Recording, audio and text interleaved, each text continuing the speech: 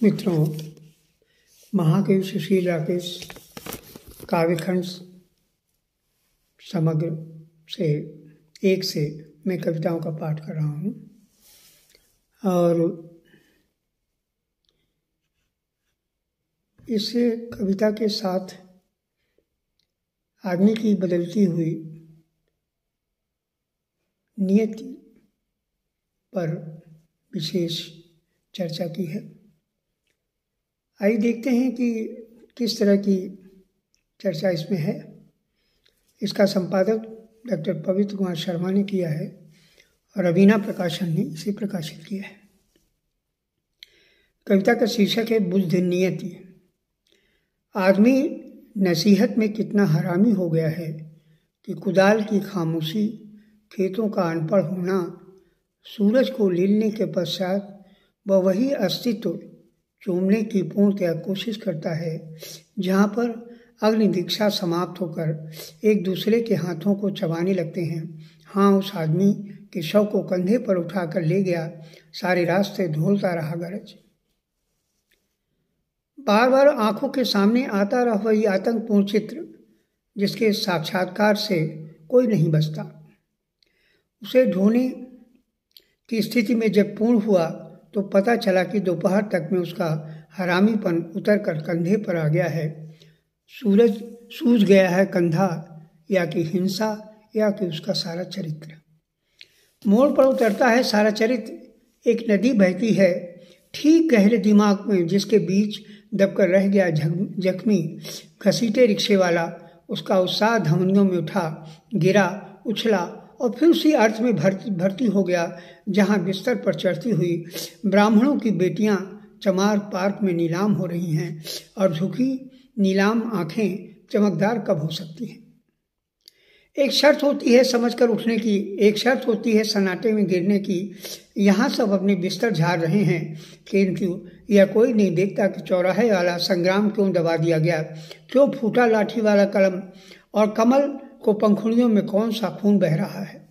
लेकिन सुनो मेरे अस्तित्व के अर्थ, मेरे डबडबाए हुए बादल, वह संग्राम वाला कमल, चुचुहाट वाला खून एक है जिसमें सब भरती है।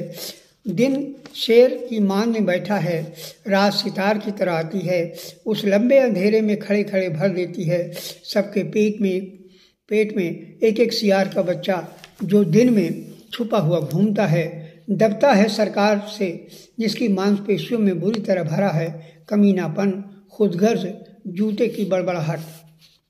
रोशनी में इनके मुंह पर रक्त देखा जा सकता है। इनके पीठ पर वो काली रेखाएं भी हैं जिसे छोड़कर हर आदमी आदमी हो जाता है। चौड़ा जाती है उसकी भूमि। इस भूमि में जब अंधकार गुजरता है तब वह अश्लील नंगापन मृत्यु सा झपट कर आवाजें करता है। उसकी एक नहीं चलती क्योंकि उसकी अपनी एक लकीर होती है। उस लकीर के पास लौटते हुए कई उदास चेहरे हैं।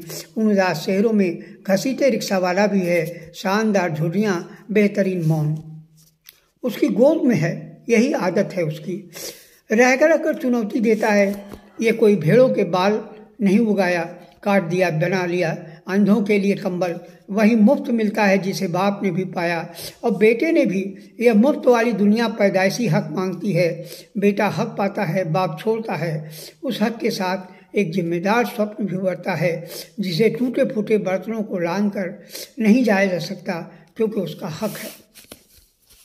बेटी ससुराल से अपने रात भर करवट बदलती है। बेटी ससुराल से आने पर रात भर करवट बदलती है। माँ चुपचाप लेटे लेटे देखती है, खड़ी फसल कटेगी, चेहरा गांठदार हो जाएगा। उस चेहरे के पीछे एक चेहरा छिपा लेती है जिसे कोई नहीं देखता और बढ़ता है। आकाश के घरेलू भूगोल के मध्य जब जाना गया कि आक्रोश भरा चेहरा सबसे ज़्यादा घसीटे का ही है, क्योंकि इसीलिए उसे घुमा दिया गया है। कद जिसमें सभी जान लें कि बंदूक एक सीख है और आदमी एक जीत। संविधान की तरह बकने लगे हैं कविता में लोग गालियाँ। ये अंतिम है।